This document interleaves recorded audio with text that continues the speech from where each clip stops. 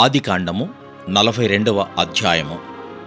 ధాన్యము ఐగుప్తులోనున్నదని యాకోబు తెలుసుకున్నప్పుడు మీరేలా ఒకరి ముఖమొకరు చూచుకొనుచున్నారని తన కుమారులతో అనెను.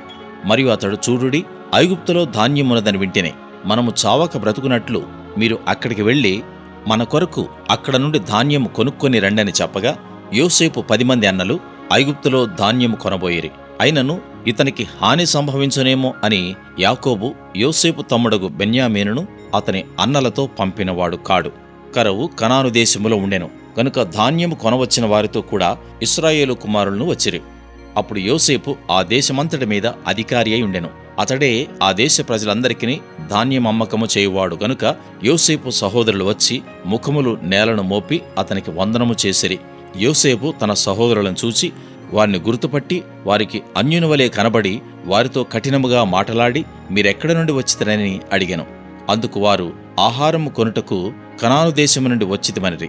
యోసేపు తన సహోదరులను గుర్తుపట్టెను గాని వారతని గుర్తుపట్టలేదు. యోసేపు వారిని గూర్చి తాను కనిన కలలు జ్ఞాపకం చేసుకుని, మీరు వేగులవారు, ఈ దేశము గుట్టు తెలుసుకొని వచ్చితరని వారితోననగా, వారు, లేదు ప్రభువా, నీ దాసులమైన మేము ఆహారము కొనుటకే వచ్చితిమి. మేమందరము ఒక్క మనుషుని కుమారులము. మేము యథార్థవంతులమే గాని నీ దాసులమైన మేము వేగులవారము కామని అతనితో చెప్పిరి. అయితే అతడు, లేదు, ఈ దేశము గుట్టు తెలుసుకొనుటకే వచ్చిదరని వారితో అనెను. అందుకు వారు, నీ దాసులమైన మేము 12 మంది సహోదరులము, కనాను దేశంలోనున్న ఒక్క మనుషుని కుమారులము. ఇదిగో కనిష్ఠుడు నేడు మా తండ్రి యొద్ద ఉన్నాడు, ఒకడు లేడు అని ఉత్తరమిచ్చిరి. అయితే యోసేపు, మీరు వేగులవారని నేను మీతో చెప్పిన మాట నిజమే. దీనివలన మీ నిజము తెలియబడను. ఫరో జీవము తోడు మీ తమ్ముడు ఇక్కడికి వచ్చితేనే గాని మీరిక్కడ నుండి వెళ్ళకూడదు. మీ తమ్ముని తీసుకుని వచ్చుటకు మీలో ఒకని పంపుడి. అయితే మీరు బంధింపబడియుందరు. అట్లు మీలో సత్యమున్నదో లేదో మీ మాటలు శోధింపబడను. లేని ఎడల ఫరో జీవము తోడు మీరు వేగులవారని చెప్పి వారిని 3 దినములు చెరసాలలో వేయించెను. 3వ దినమున యోసేపు వారిని చూచి, నేను దేవునికి భయపడువాడను. మీరు బ్రతుకున్నట్లు దీని చేయుడి. మీరు యథార్థవంతులైతిరా, మీ సహోదరులలో ఒకడు ఈ చెరసాలలో బంధింపబడవలను. మీరు వెళ్ళి మీ కుటుంబముల కరువు తీరుటకు ధాన్యము తీసుకుని పోవుడి. మీ తమ్ముని నా యొద్దకు తీసుకుని రండి. అట్లు మీ మాటలు సత్యమైనట్టు కనబడను గనుక మీరు చావరని చెప్పెను. వారట్లు చేసిరి. అప్పుడు వారు, నిశ్చయముగా మన సహోదరుని ఎడల మనము చేసిన అపరాధమునకు శిక్ష పొందుచున్నాము. అతడు మనలను బతిమాలుకొనినప్పుడు మనము అతని వేదనను చూచియు వెనకపోతిమి. అందువలన ఈ వేదన మనకు వచ్చినని ఒకరితో ఒకడు మాటలాడుకొనిరి. మరియు రూబేను, ఈ చిన్నవాని ఎడల పాపము చేయుకుడని నేను మీతో చెప్పలేదా? అయినను మీరు వినరైతిరి గనుక అతని రక్తాపరాధము మన మీద మోపబడుచున్నదని వారికి ఉత్తరమిచ్చెను.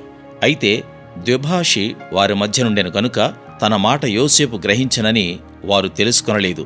అతడు వారి యొద్ద నుండి అవతలకు పోయి ఏడ్చి మరలా వారి యొద్దకు వచ్చి వారితో మాటలాడి వారిలో షిమ్యోనును పట్టుకుని వారి కన్నులెదుట అతని బంధించెను.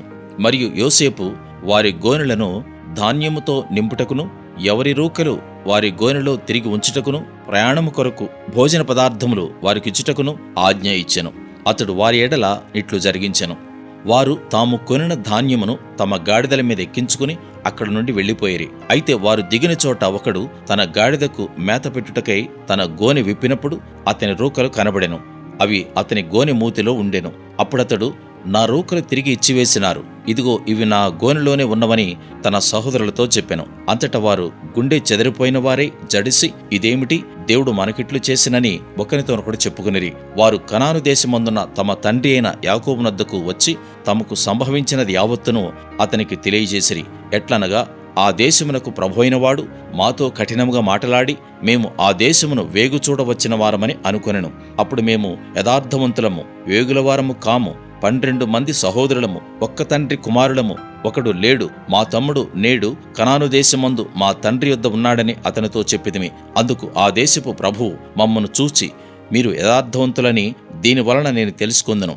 మీ సహోదరులలో ఒకరిని నా యొద్ద విడిచిపెట్టి మీ కుటుంబములకు కరువు తీరునట్లు ధాన్యము తీసుకుని పోయి నా యొద్దకు ఆ చిన్నవాని తోడుకుని రండి. అప్పుడు మీరు యథార్థవంతులే గాని వేగులవారు కారని నేను తెలుసుకుని మీ సహోదరుని మీకు అప్పగించెదను. అప్పుడు మీరు ఈ దేశమందు వ్యాపారం చేసుకుని వచ్చనని చెప్పిననిరి. వారు తమ గోనెలను కుమ్మరించినప్పుడు ఎవరి రూకల మూట వారి గోనెలో ఉండెను. వారును వారి తండ్రియు ఆ రూకల మూటలు చూచి భయపడిరి. అప్పుడు వారి తండ్రి అయిన యాకోబు వారిని చూచి, మీరు నన్ను పుత్రహీనునిగా చేయుచున్నారు. యోసేపు లేడు, షిమ్యోను లేడు, మీరు బెన్యామీనుని కూడా తీసుకుని పోవుదురు. ఇవన్నీ నాకు ప్రతికూలముగా ఉన్నవని వారితో చెప్పెను. అందుకు రూబేను, నేనతని నీ యొద్దకు తీసుకుని రాని ఎడల నా 2 కుమారులను నీవు చంపవచ్చును. అతని నా చేతికి అప్పగించుము. అతని మరలా నీ యొద్దకు తీసుకుని వచ్చి అప్పగించదనని తన తండ్రితో చెప్పెను. అయితే అతడు, నా కుమారుని మీతో వెళ్ళనీయను. ఇతని అన్న చనిపోయెను, ఇతడు మాత్రమే మిగిలియున్నాడు. మీరు పోవు మార్గమున ఇతనికి హాని సంభవించినడెలా నెరసిన వెంట్రుకలు గల నన్ను మృతుల లోకములోనికి దుఃఖముతో దిగిపోవునట్లు చేయుదురని చెప్పెను.